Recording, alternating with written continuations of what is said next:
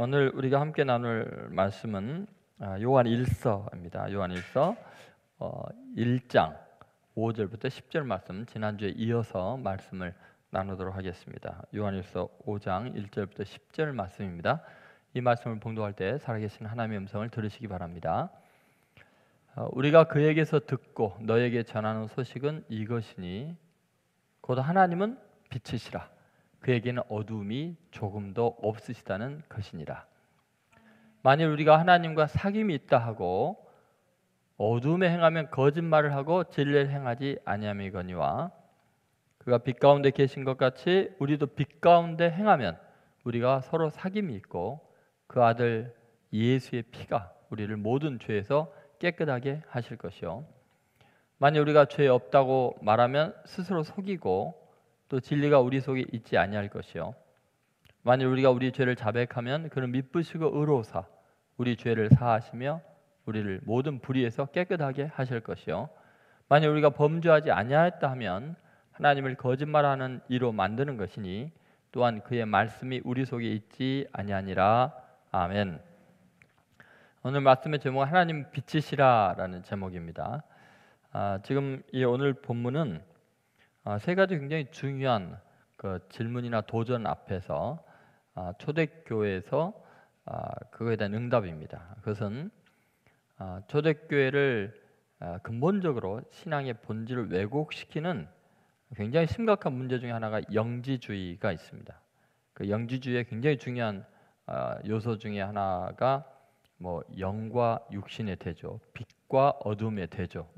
그래서 신은 빛이시고 그 신을 따르고 구원받는다는 것은 우리가 그 빛에 대한 지적인 알므로 구원을 얻는다. 이런 여러 가지 이제 영지주의적인 사상들이 초대교회를 굉장히 힘들게 했고, 또 한 가지는 율법주의의 그 아주 어려움이었습니다. 그러니까 율법을 철저히 지키는 자들이 의로워진다는 생각으로 자기들 스스로 율법을 철저히 지키기 때문에 의롭다. 그러니까 예수를 믿어도 율법을 지켜야 구원을 얻는다. 이제 그리고 자녀들은 율법을 지키기 때문에 하나님에게는 가장 가까이 붙어 있는 하나님과 사귐이 있다라고 생각하는 거죠. 근데 그들의 잘못된 기독교 신앙이 굉장히 잘못된 다른 모든 종교와 다른 세 가지 질문 중에 하나는 이런 것입니다. 우리가 하나님과 사귐이 있다라는 질문이에요. 예를 들어서 본문의 6절 앞부분에 보면 만일 우리가 하나님과 사귐이 있다 하고 이렇게 하죠.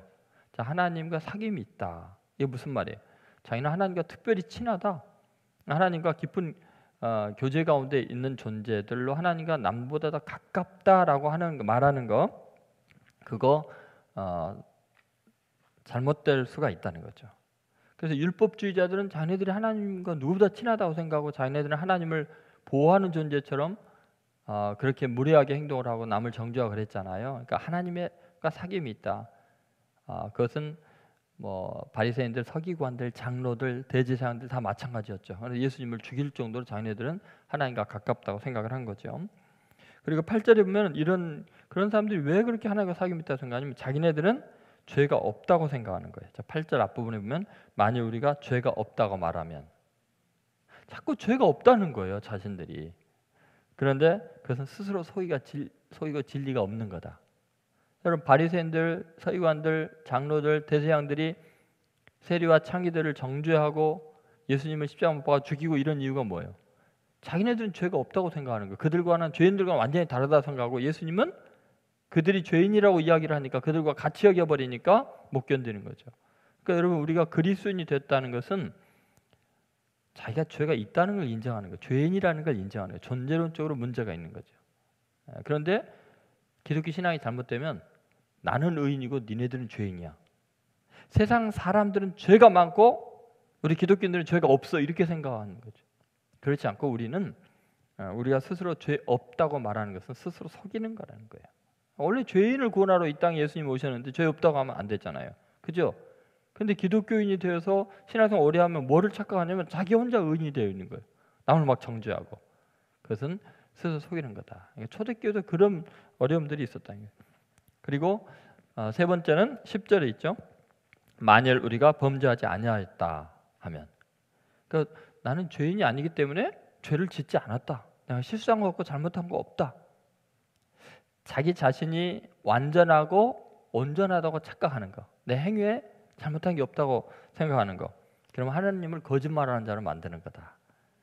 그래서 이제 이런 초대교회 영지주의와 율법주의에 대한 그 대응에 대한 그들이 내세우는 것 질문에 대해서 그게 잘못된 거다, 근본적으로. 그걸 지금 깨닫게 해주는 거죠. 그것을 깨닫게 해주는 가장 중요한 이제 전제가 뭐냐면 하나님은 뭐라고요? 빛이시다라는 선언입니다. 자, 5절 말씀. 첫 번째가 하나님은 빛이시다라는 건데 5절 말씀을 같이 보도록 하겠습니다. 같이 읽겠습니다. 우리가 그에게서 듣고 너에게 전하는 소식은 이것이니 곧 하나님은 빛이시라. 그에게는 어두움이 조금도 없으시다는 것이니라. 그래서 여기서 빛이신 하나님이죠. 여러분, 하나님의 속성을 가장 잘 표현한 것 중에 하나가 하나님은 빛이시다 했어요. 그러니까 하나님께서 처음에 창조하실 때 빛을 창조하시죠. 본인의 속성, 그것을 잘 드러내주는 편이고요. 사실 빛은 생명을 가능하게 하죠.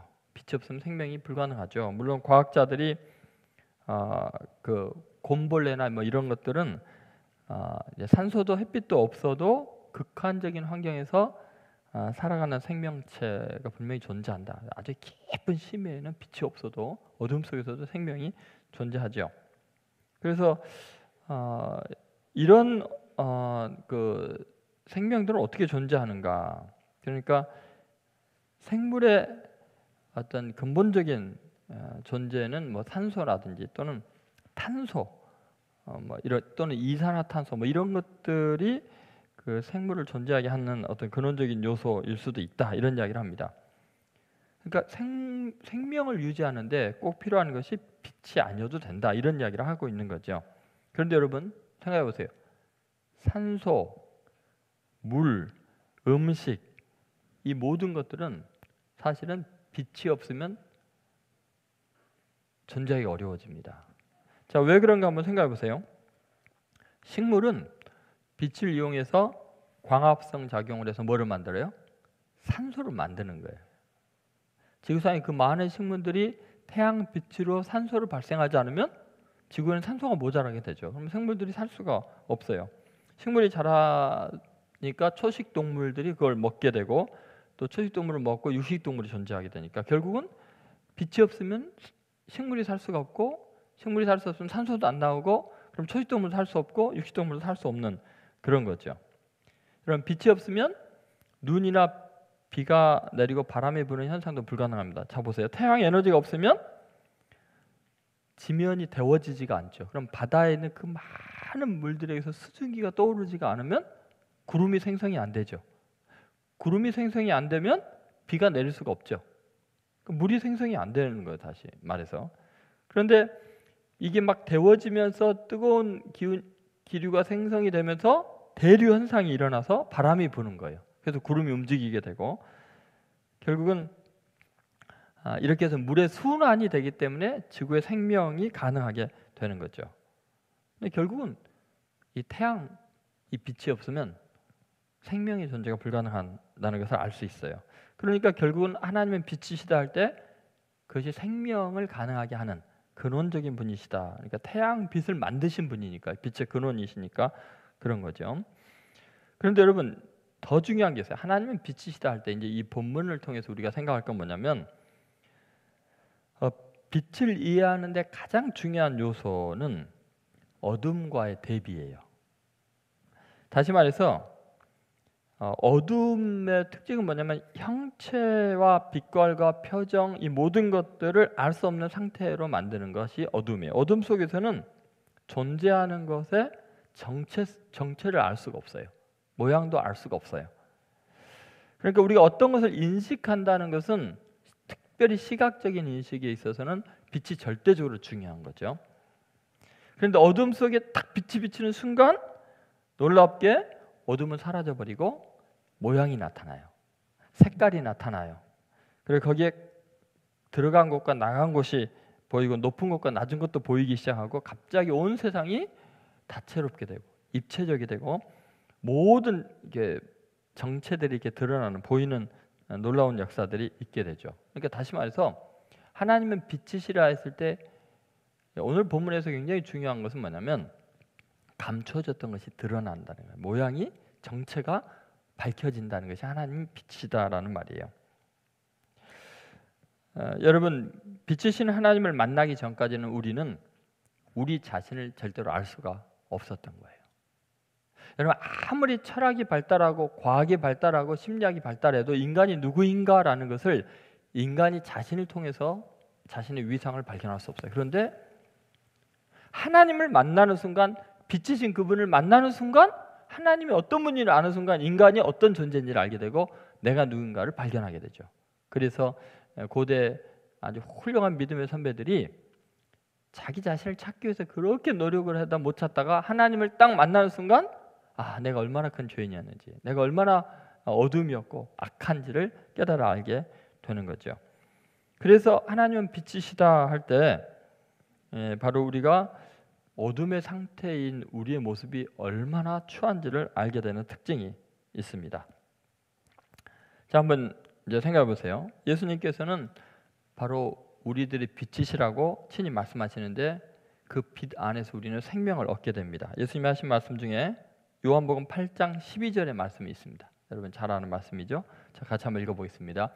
예수께서 또 말씀하여 이르시되 나는 세상의 빛이니 나를 따르는 자는 어두움에 다니지 아니하고 생명의 빛을 얻으리라. 여기 보면은 자, 예수님이 생명의 빛이다, 세상의 빛이다 했을 때 두 가지 요소가 나오죠. 자, 첫 번째는 뭐예요? 어두움에 다니지 않는다. 형체를 모르고 길을 모르고 내가 누구인지를 모르고 이제 그런 것이 예수님의 빛을 딱 쬐면 내가 누구인지를 알고 어디로 가야 되는지를 알게 되죠. 그뿐만 아니라 정체를 알게 될 뿐만 아니라 뭘 얻어요? 생명의 빛을 얻는다. 이제 생명을 얻는. 아까 빛의 속성을 제가 앞에 생명과 그 다음에 어둠과 대비되는 이야기를 했죠. 그러니까 이렇게 빛을 통해서 이제 알게 됩니다. 그런데 이 요한복음 8장 12절에 있는 말씀은 언제 하신 말씀이냐면 간음하다가 현장에 잡힌 여인이 예수님 앞에 끌려왔을 때 그녀를 죽음과 절망의 자리에서 구원하시고 나서 그녀를 보내고 나서 하신 말씀이에요. 여러분, 그녀는 어두운 가운데 정말 처했죠. 절망이죠. 죽음이죠. 그런데 예수님 앞에 끌려오니까 생명을 얻었죠. 그리고 그녀를 끌고 왔던 서기관들과 바리새인들, 그녀를 정죄함으로써 자기들은 의롭다고 생각하고 그랬던 그들은 예수님 앞에 와서 어떻게 됐어요? 그들의 어두움의 실체가 드러나죠. 너희 중에 죄 없는 자들이 돌로 치라. 자기를 몰랐던 거예요. 자기네들이 죄인 줄 모르고 스스로 빛 가운데 있고 스스로 하나님과 사귐이 있다고 생각했는데 알고 보니까 자기네들은 하나님과 사귐이 있는 존재가 아니고 어둠이었다는 걸 알게 되죠. 그래서 너 중에 죄 없는 자가 돌로 치라라는 말 앞에서 꼼짝없이 자신들의 어둠이 드러나니까, 죄가 드러나니까 어때요? 돌을 내려두고 나이 많은 사람부터 다 도망가게 되죠. 그러니까 여러분, 예수님 앞에 안 왔다면 이들은 자신들의 모습을 몰라, 정체를 몰랐을 거예요. 죄인. 그러니까 아까 세 가지 질문 중에 자신들이 죄 없다고 하는 거, 죄악을 행하지 않았다고 하는 거, 이게 전부 다 거짓말이라는 거예요. 그 율법주의자들이나 영지주의자들이 하는 말들이 다 잘못된 것을 깨닫게 하신 말씀이죠. 자, 여러분, 예수님을 따르는 자는 스스로 그녀를 끌려온 이 여인이든 예수님 앞에 나오면 놀랍게 어둠에 다니지 않게 됩니다. 자신이 얼마나 죄인인 것을 철저하게 깨닫게 되니까 밝은 빛 앞에 자신을 노출하는 모습이 되죠. 여러분, 이 여인을 끌고 온 이 사람들은 만약 예수님 앞에 이렇게 어쨌든 나오지 않았다면 자신들의 죄악의 실상을, 그 죄악의 형태와 추악함을, 그 악함을 절대 못 깨달았을 거예요. 예수님이 빛이 되시니까, 각 사람에게 비추는 빛이 되시니까 각 사람의 정체가 드러나는 거죠. 여러분, 우리들은요 다른 사람을 정죄할 자격이 있다고 착각을 합니다. 나는 죄가 없다고 생각하는 거죠. 하나님과 나는 특별히 좀 사귐이 있다고 생각하는 거죠. 그러나 예수님을 진짜 만나면요, 빛 앞에 드러나면 자신의 추할 몰골이 보이게 됩니다. 여러분, 생명의 빛을 얻게 되죠. 그녀는 어때요? 죽음의 그림자가 가득한 어둠이었죠. 그런데 예수님 앞에 나오니까 생명의 빛을 얻어서 나도 너를 정죄하지 않으니 가서 다시는 죄를 범치 말라. 생명의 빛을 얻게 된 것입니다. 그래서 이 요한복음서에서는 이 빛을 생명이라고 말하는 거죠. 요한복음 1장 4절부터 5절 한번 보시죠. 그 안에 생명이 있었으니 이 생명은 사람들의 빛이라.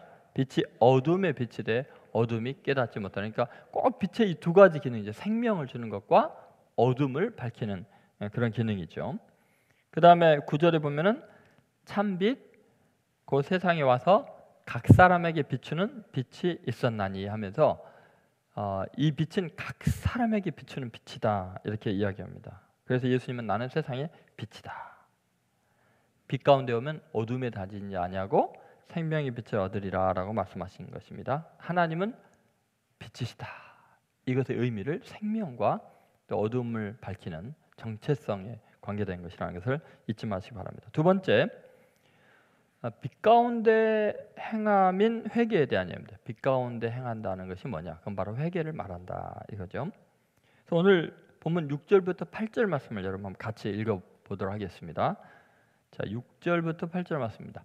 만일 우리가 하나님과 사귐이 있다 하고 어둠에 행하면 거짓말을 하고 진리를 행하지 아니하거니와 그가 빛 가운데 계신 것 같이 우리도 빛 가운데 행하면 우리가 서로 사귐이 있고 그 아들 예수의 피가 우리를 모든 죄에서 깨끗하게 하실 것이요 만일 우리가 죄가 없다고 말하면 스스로 속이고 또 진리가 우리 속에 있지 아니할 것이요. 여러분 우리가 빛 가운데 있다는 게 도대체 뭘까? 여러분 7절에 보면은 그가 빛 가운데 계신 것 같이 우리도 빛 가운데 행하면 그랬잖아요. 자, 빛 가운데 행하는 게 뭐 하는 걸까요 도대체? 빛 가운데 행한다는 게 뭐냐? 그것은 바로 회개를 말합니다. 자, 여러분 하나님은 빛이시기 때문에 하나님과 사귄다는 것은 빛 가운데 있는 것을 말하죠. 그러니까 만약에 하나님과 사귐이 있다 하고 어두운 가운데서 행하는 것은 불가능해요. 왜요? 하나님은 빛이신데 어둠이 조금도 없으시니까 하나님과 나는 사귄다 하는데 어두움이 있는 것은 하나님과 안 사귀고 있는 거예요. 나는 하나님과 아무리 사귀고 있다고 해도 하나님과 사귀고 있는 게 아니라는 거예요. 어둠이 있으면. 그래서 여러분 이 어두운 가운데 행하면 그것은 하나님과 관계가 없는 삶이라는 거죠. 그러면 여러분 이 어둠의 일을 하나님과 사귀면서 동시에 행할 수는 없다는 거예요. 6절을 다시 한번 잘 보세요. 6절 같이 읽겠습니다.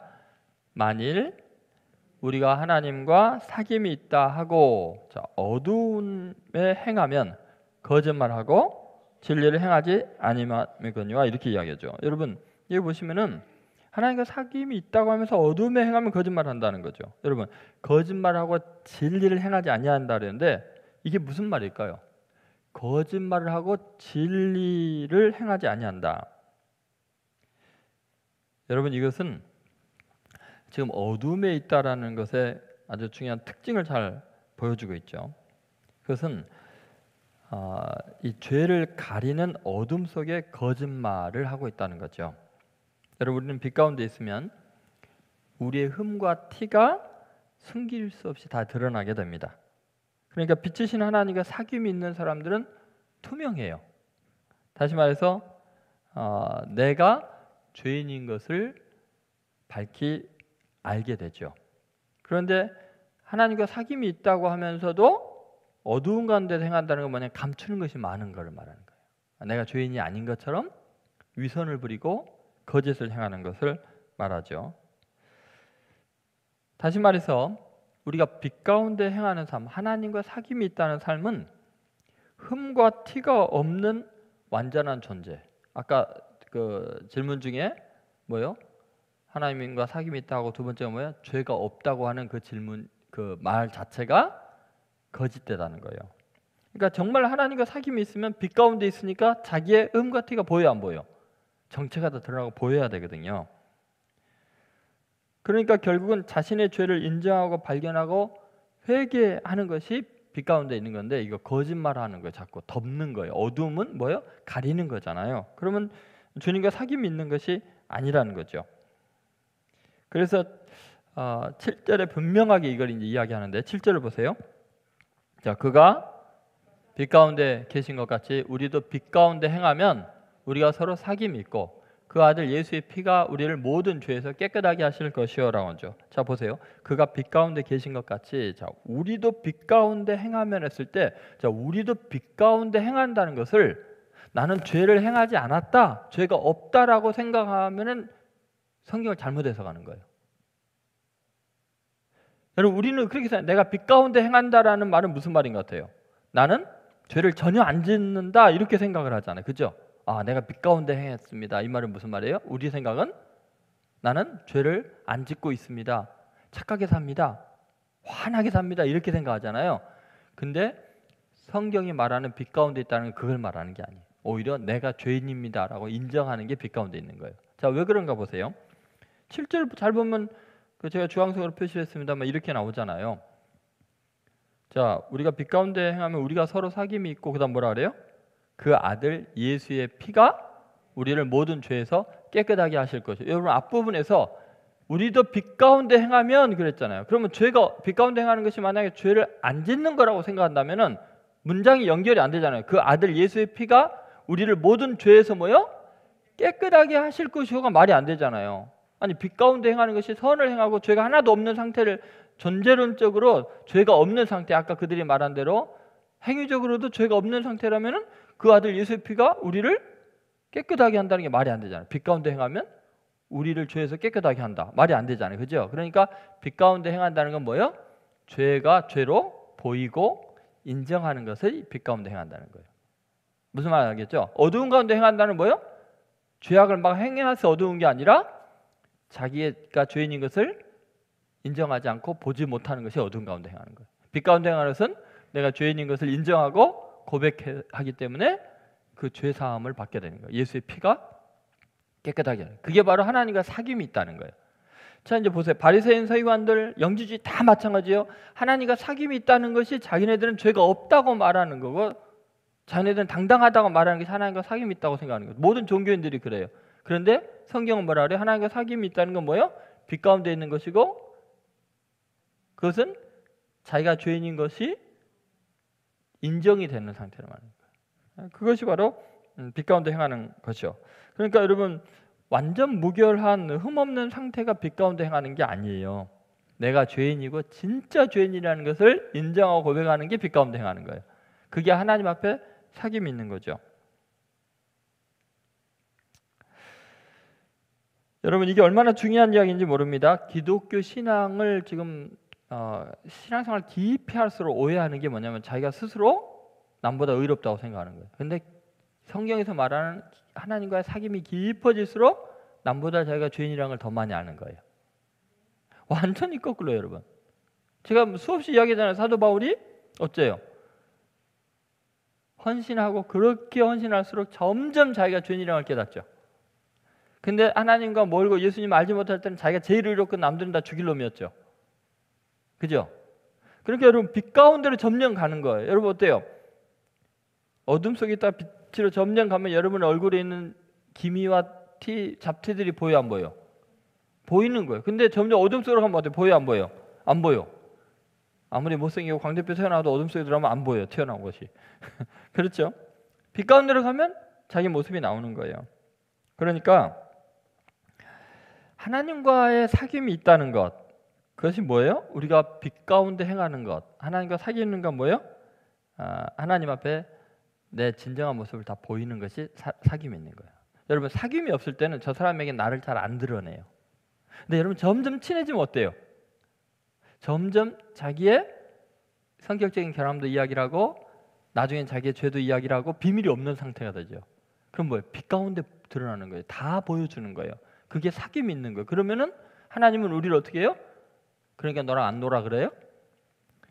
그 아들 예수의 피로 사귐이 있으니까 다 씻어주는 거예요. 그것을 지금 이야기하는 거죠.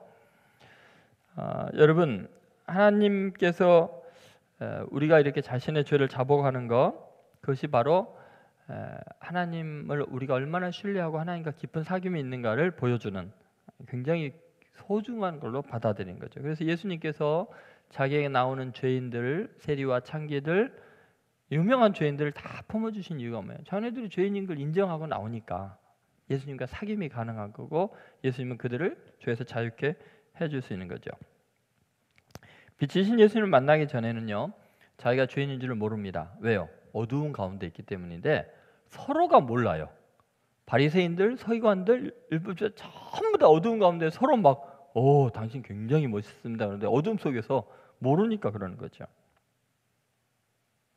남들이 다 추한 행동을 하고 죄를 죄로 모르고 그렇게 지내니까 자기네들이 행하는 것이 얼마나 어둠에 있는 건지를 모르는 거예요. 그냥 인간은 다 이렇게 사는 거지. 이 정도면 훌륭한 거지. 그렇게 사는 거죠. 그러다가 빛이신 예수님을 딱 만나고 나면은 그 거룩하신 빛 앞에서 내가 얼마나 수준 미달인지, 얼마나 내가 간사하고 외식이 많았고 위선적인지, 얼마나 비정상적이고 얼마나 악하고 추악한지를 예수님을 딱 만나면 알게 되니까 빛 가운데 나오는 거죠. 그러면서 예수님과 사귀게 되는 거죠.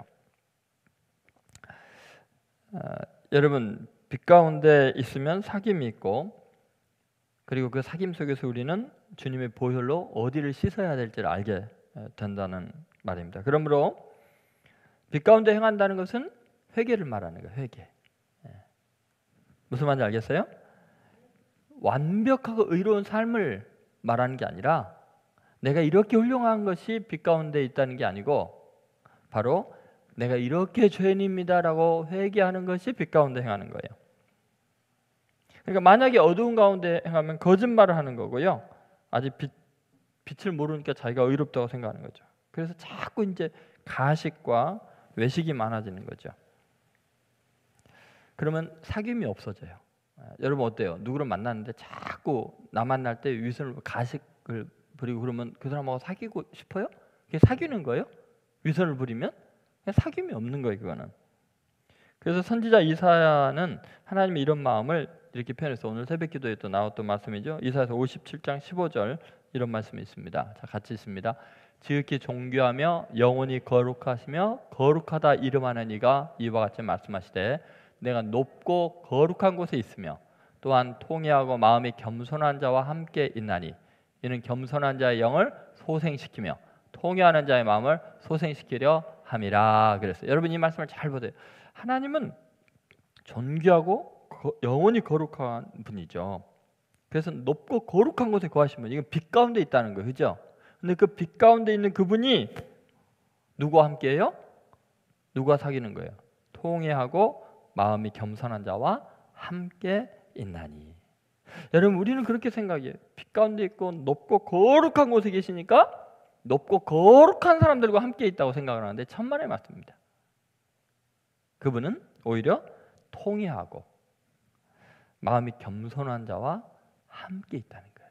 사귐이 그게 가능하다는 거예요. 그래서 예수님도 애통하는 자가 복이 있다 그러죠.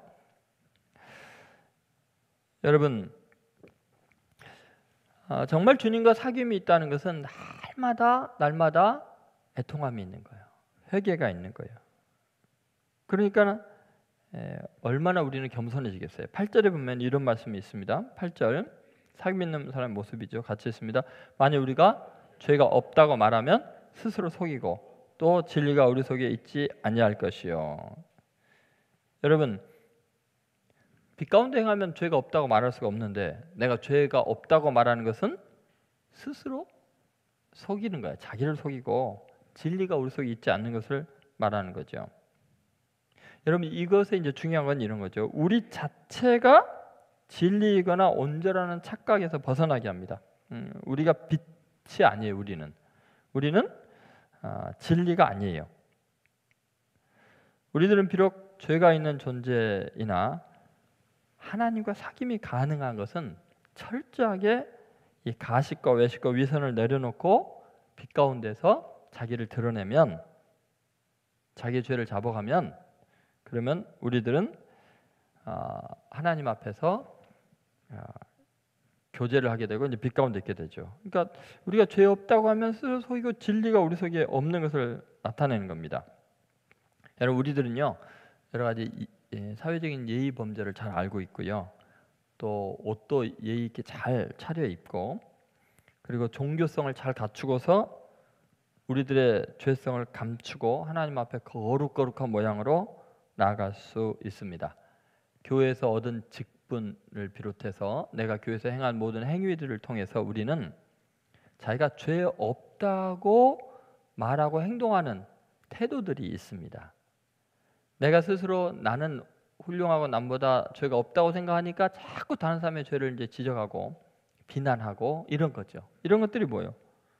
여러분, 내가 스스로 죄 없다고 하는 것은 뭐예요? 남을 죄인이라고 늘 정죄하는 자격이 있다고 착각을 하게 만들거든요. 그것은 스스로 소이고 진리가 내 속에 없기 때문에 그런 짓을 하는 거죠.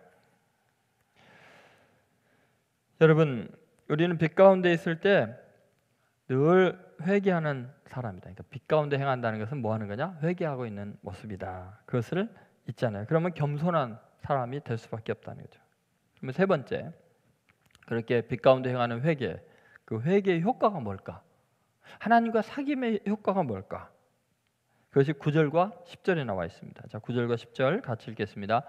만일 우리가 우리 죄를 자백하면 그는 미쁘시고 의로우사 우리 죄를 사하시며 우리를 모든 불의에서 깨끗하게 하실 것이요 만일 우리가 범죄하지 아니하였다 하면 하나님을 거짓말하는 이로 만드는 것이니 또한 그의 말씀이 우리 속에 있지 아니하니라. 여러분, 우리가 우리의 죄를 자백한다는 말은 이미 주님께서 다 알고 계시는 이야기이지만, 내 모습이지만 내 스스로 인정하기를 원하시는 거예요. 주님이 모르시겠어요.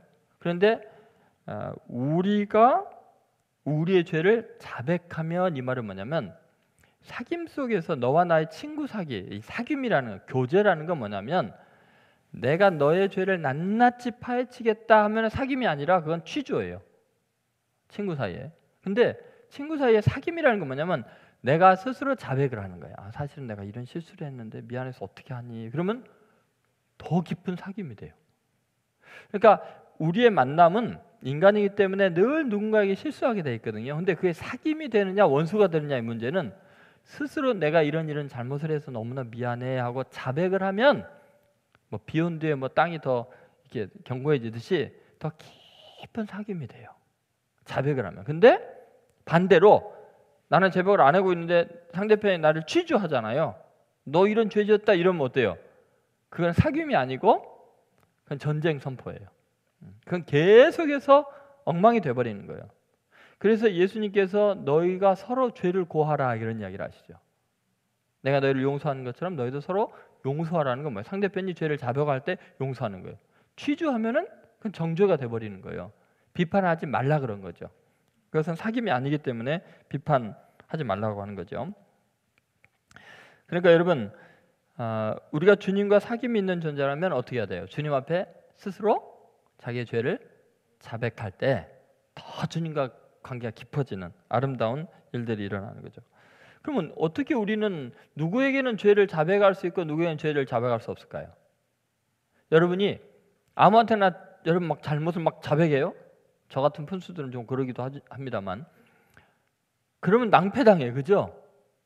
그러니까 누군가에게 죄를 자백할 때 꼭 기억해야 될 게 있는데 뭐냐면 그 사람이 믿을 만한 사람인가, 그리고 그 사람이 내 이 죄와 허물을 갖다가 이게 상쇄할 수 있는, 품을 수 있는, 이걸 지워버릴 수 있는 의가 있는 사람인가, 그걸 생각을 해야 돼요. 그래서 9절에 보면 이렇게 돼 있어요. 만일 우리가 우리 죄를 자백하면, 그 다음에 뭐라 나왔어요? 그분이 어떤 분이기 때문에 자백하는 거예요? 그는 미쁘시고 의로우사 우리 죄를 사하시며 우리를 모든 불의에서 깨끗하게 하실 것이요. 여러분, 이 미쁘시고 의롭다는 말은 뭐예요? 미쁘시다, 이거는 믿을만하다, 피스토스, 그분은 믿음의 대상이요, 신뢰할 만한 한 분이라는 거죠. 그러니까 어떤 의미에서 여러분 믿을만하고 신뢰할 만할까요? 여러분, 우리들은요, 대부분 내가 실수를 하고 죄를 지으면요 의지할 리가 없어집니다. 감추고 싶어져요. 왜냐하면 내가 믿을 만한 대상이 없어요. 내 속에 있는 거 다 이야기를 해도 나를 받아주고 용납해 줄 만한 믿을 만한 대상이 세상에는 별로 없어요. 그런데 예수님은 우리 속에 있는 비밀을, 죄악을 다 이야기를 해도 나를 버리지 않고 나를 품어주시고 나를 여전히 사랑하실 만한 믿을 만한 분이시죠. 맞습니까? 그러니까 그분이 미쁘시기 때문에 우리가 자백할 수 있는 거예요. 믿을 만한 분일 때 우리는 이 모든 게 가능합니다. 여러분, 우리는 우리의 죄악의 속성들을 아주 속속들이 다 자백할 수 있다는 것은 그분이 그렇게 믿을 만하기 때문에 이제 가능하다는 거죠. 그런데 그분은 우리와 같이 죄가 있는 분이 아니고 의로운 분이세요. 의로운 분이세요. 근데 여러분 보세요. 우리와 비슷하게 죄 짓는 인간에게 내 죄를 속속히 자백하면은 야, 너랑 나랑 동료다. 야, 우리 같이 죄 짓자. 이렇게 되거든요. 그런데 나는 죄인이지만 내 죄를 속속히 자백해도 그분은 뭐요? 내 죄를 가슴 아파만 하는 게 아니라 또는 비난하는 분이 아니고 오히려 그 죄를 해결해 주시는 분이에요. 그 죄의 값을 다 치루어 주시고 죄를 없애 주실 수 있는 분이에요. 그분은 우리의 죄를 대속하기 위해서 십자가에 죽으시고 내 죄를 위해서 제물이 되어서 우리를 완전히 자유케 해줄 수 있는, 우리를 의롭게 만들어줄 수 있는 분이기 때문에 미쁘시고 뭐요? 의로우사. 의로우시니까 우리는 그분에게 우리의 죄를 자백할 수 있는 거예요. 근데 그분은 우리를 모든 불의에서 깨끗게 하실 수 있는 분이죠. 자, 이제 예를 들어 봅시다. 예수님 당시에 나병 환자들이 많았죠. 나병 환자들은 사람들을 만나거나 동네에 들어갈 때 어떻게 해야 돼요? 부정하다 소리를 지르 스스로 자백을 해야 돼요. 그 왜 그래요? 이 나병 환자를 가까이 하게 되면 이게 그 저주가 전염이 되고 병이 전염이 되고 죄가 전염이 된다고 생각한 거예요. 그래서 나병 환자들은 사람을 가까이 할 수가 없었어요. 근데 그들이 예수님이 와 계신다는 소문을 듣고서 그냥 마을을 뚫고 들어가는 거예요. 예수님을 얼마나 많은 사람들이 옹호해 있는데도 예수님 멀찍이 서서 예수님 왜 그러나 하고 보니까 뭐를 해주기로 원하냐. 그러니까 그들이 하는 말이 원하시면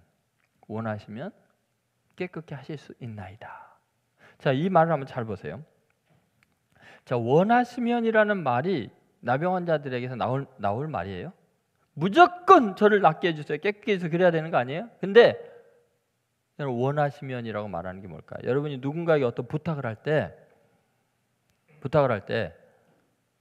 좀 이거 좀 도와주세요. 도와주시면 좋겠어요. 그래요? 아니면 이 정도로 절박한 상태라면 인생이 완전히 끝장이잖아요. 나병 환자라면. 그럼 어떻게 해요? 무슨 일이 있어도 기필코 깨끗게 해주세요. 이래야 되는데 뭐라 그래요? 원하시면 깨끗게 하실 수 있나이다. 예수님에 대한 배려이면서 동시에 예수님에 대한 믿음이네요. 믿음. 그분은 원하시지. 내가 깨끗게 되기를 당연히 원하시지. 다른 사람 취급을 안 해도 저분은 내가 깨끗게 되기를 원하시지. 그분은 사랑이 많은 분이 하는 믿음이 있는 거예요. 그러니까 원하시면 깨끗게 하실 수 있나이다. 주님이 원하시지 않으면 나 깨끗게 안 하고 나병 환자로 평생 살다가 죽어도 그것이 주님이 나에 대한 필요고 사랑이라고 생각하신 줄로 믿습니다. 저는 주님이 이래도 저래도 믿습니다. 그리 아니하실지라도 주님을 믿습니다. 믿을 만한 분이니까 원하시면이라는 표현이 가능한 거예요. 그러니까 여러분 정말 여러분 믿음이 있으면요 그렇게 조르지 않아요. 하나님께 원하시면 주시면 너무 좋고요. 그게 제 마음의 소원이고요. 간절한 열망이지만 주님이 원하시지 않는다면 주님 뜻대로 하는 게 저에게 더 좋을 줄로 믿습니다. 이해할 수 없는 상황을 받아주는 게 미쁘신 분이기 때문에 이런 표현이 가능한 거죠. 깨끗게 하실 수 있나이다. 이것도 놀라운 이야기. 왜냐하면 나병 환자에게 가까이 하면 깨끗게 되는 게 아니라 부정을 타거든요. 근데 그분은 미쁘실 뿐만 아니라 뭐예요? 의로우신 분이에요. 그러니까 그분에게 나병이 닿으면 나병 환자에게 전염이 되는 게 아니라 나병 환자가 깨끗게 될 줄로 믿는 거예요. 그분은 너무나 의로운 분이니까. 여러분, 이것이 바로 사귐이고 이것이 바로 주님 앞에 우리의 죄를 자복하는 이유예요. 그분이 미쁘시고 의로우사이죠. 이게 사귐이라는 거예요. 주중에 저희 교회 교인이 아닌 다른 교회 권사님으로부터 전화를 받았어요. 그분의 이름을 제가 대지는 않으니까 아무래도 그분의 형편을 이야기를 해도 누군지 모를 테니까 제가 이제 그 이야기를 해도 아마 그분이 양해해 주실 것 같아요. 그분이 이제 TV에서 이제 그 설교를 보고 상담을 해왔어요. 그런데 제가 이제 시간이 안 맞아서 아주 굉장히 늦게 연락을 했어요. 한 몇 주가 지난 다음에. 그래도 연락해 주신 거에 대한 고마움을 느꼈고 너무나 괴롭고 고민이 돼서 이야기를 하신 거예요. 근데 그 내용 중에는 그런 게 있었어요. 아들에 대한 문제였고, 그 아들은 교회에서는 굉장히 모범생으로 정말 훌륭한 신앙의 훌륭한 아들로 그렇게 인정을 받고 있었어요.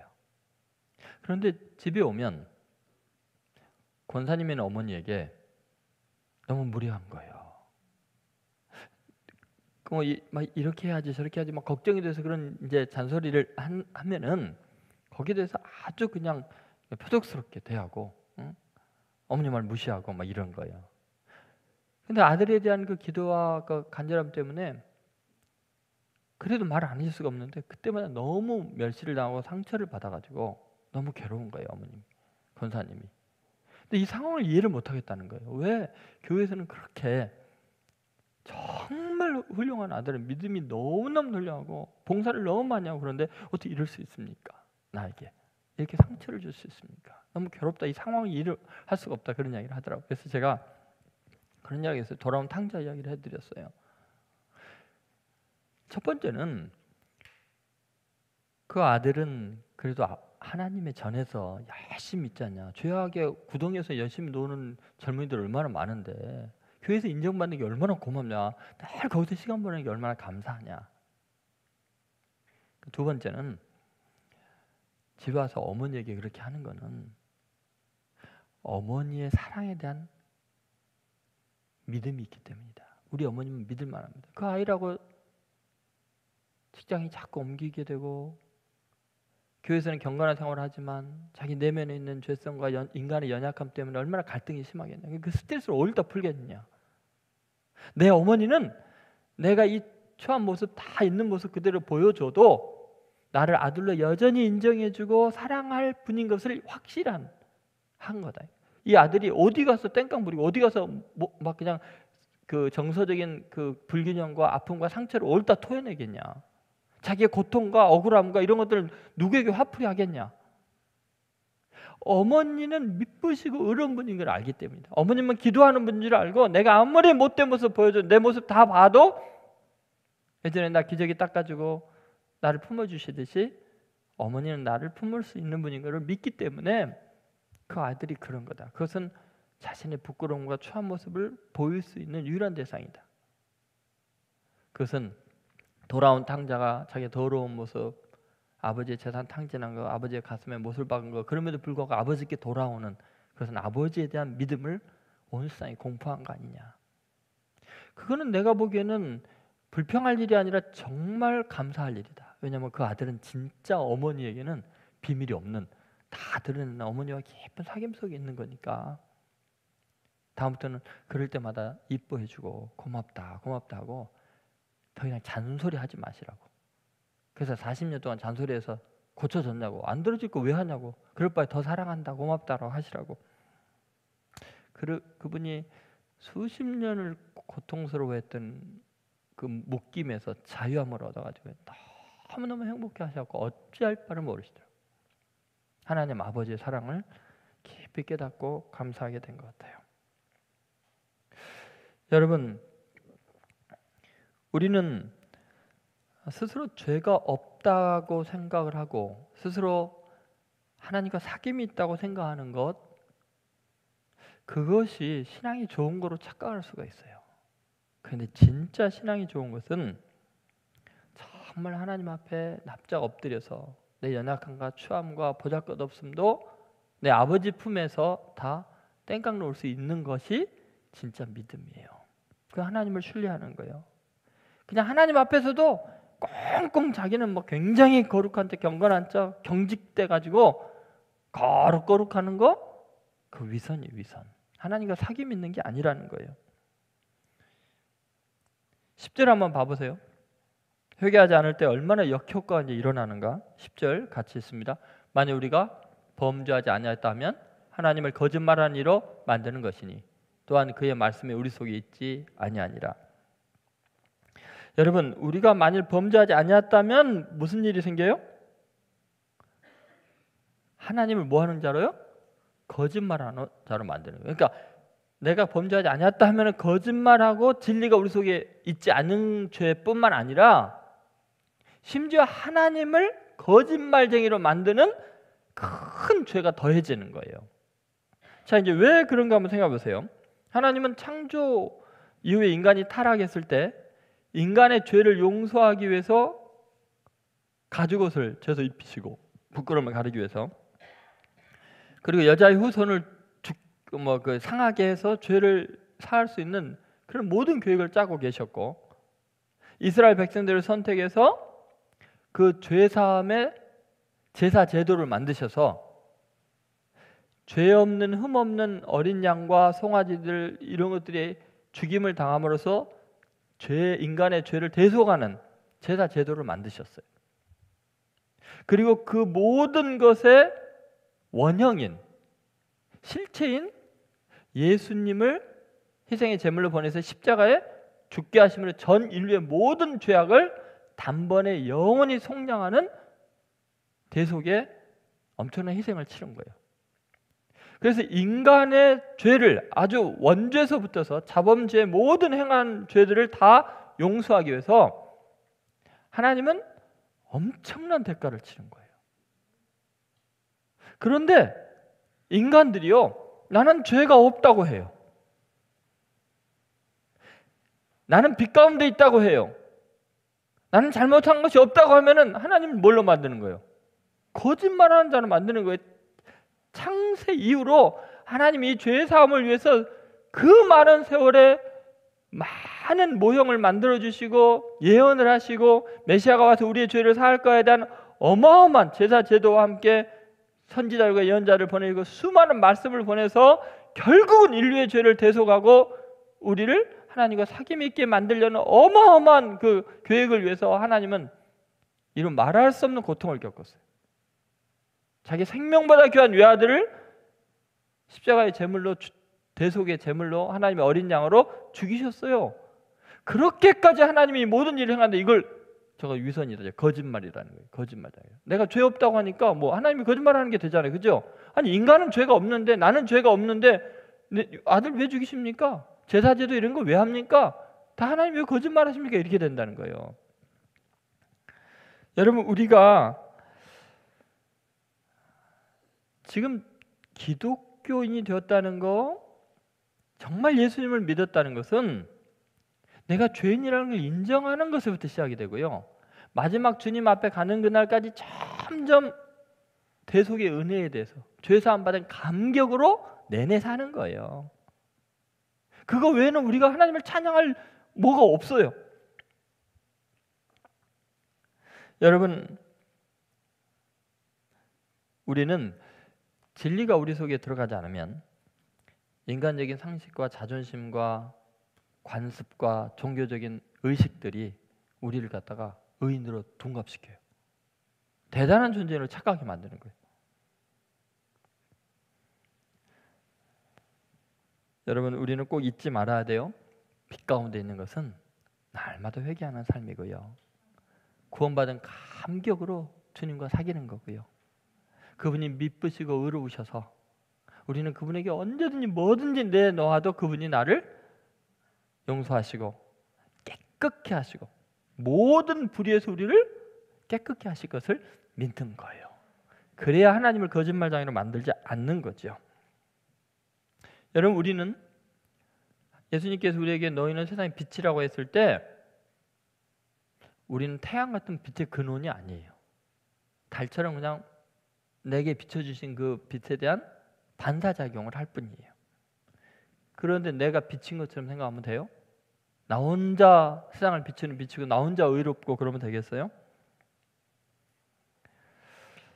오늘부터 여러분이 정말 빛 가운데 행하기를 원하고 빛 가운데 행해서 하나님과 사귐 있는 것이 어떤 의미인지를 다시 한번 깊이 깨닫게 되기를 바라요.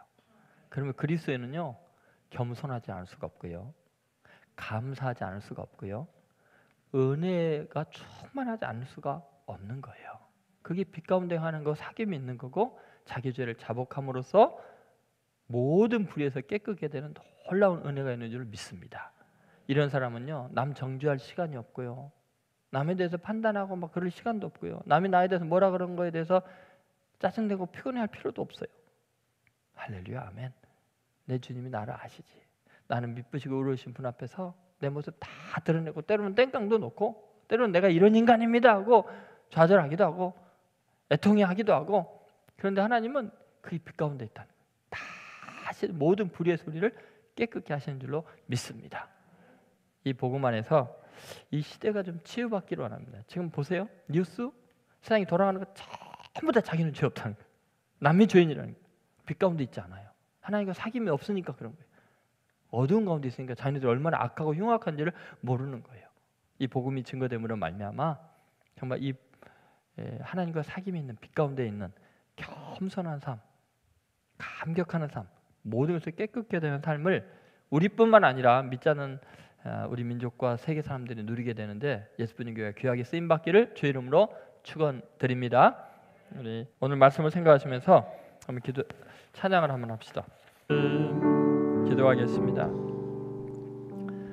거룩하신 하나님 아버지, 오늘 진리의 말씀 안에서 우리의 어리석음과 오해와 무지함과 교만을 깨닫게 하여 주시고, 다시 한번 주님 앞에 빛 가운데 나아가게 하시고, 하나님 아버지와 사귐이 있게 하셔서 우리가 모든 죄에서 자유케 되며 모든 불의에서 깨끗게 될 수 있는 놀라운 회개의 자리에 초청해 주셔서 감사를 드립니다. 다시는 죄 없다 스스로 말하지 않게 하시고, 그래서 스스로 거짓말하고 하나님을 거짓말하는 자로 만드는 악한 행위를 종교적인 의식 속에서, 종교적인 자기의에서 행하지 않도록 우리를 구원하여 주옵소서. 날마다 빛 가운데 거함으로 진실로 자신의 죄를 회개함으로 하나님과 깊은 사귐 가운데서 주님을 닮아가고 주님과 동행하며 겸손히 주의 은혜를 받는 복된 인생들이 되게 하여 주옵소서. 아멘. 주님, 이 세상에 너무나 많은 사람들이 스스로 의로워져 있고 다른 사람들을 정죄하고 스스로 빛 가운데 있는 걸로 착각하여 악을 행하면서도 얼마나 그것이 잔인한 일인지를 모르고 끊임없이 다른 사람의 죄를 지적하면서도 자신들의 죄를 보지 못하고 있습니다. 주여, 특별히 대한민국이 서로 정죄하고 미워하고 스스로 빛 가운데 있다 생각하고 스스로 하나님과 사귐이 있다고 생각하는 그 모든 교만함을 내려놓고 진정한 회개의 자리가 마련되고 자신을 돌아봄으로 모든 죄에서 깨끗게 되는 은혜가 있도록 은혜 베풀어 주옵소서. 한국 교회 안에 진정한 하나님과의 사귐이 있도록 회개하는 운동과 끊임없이 주님 앞에 가는 그날까지 회개하는 겸손한 그리스도인들 다 되게 하여 주옵소서. 예수뿐인 교회가 이 복음의 진리를 널리 전하는 교회가 되도록 우리를 사용하여 주옵소서. 감사드리고 예수님의 이름으로 기도드립니다. 아멘. 지금은 우리 주 예수 그리스도의 은혜와 하나님 아버지의 사랑과 성령의 감동하심이 이제는 빛 가운데 주님과 사귐 가운데 진정한 회개 가운데 모든 죄사함의 은혜를 누리며 하나님의 복음의 증인들이 되겠노라고 결단하는 하나님의 아들 딸들 머리 위에 예수뿐인 교회와 이민족 위에 지금으로부터 영원히 함께 하시기를 간절히 축원하옵나이다. 아멘.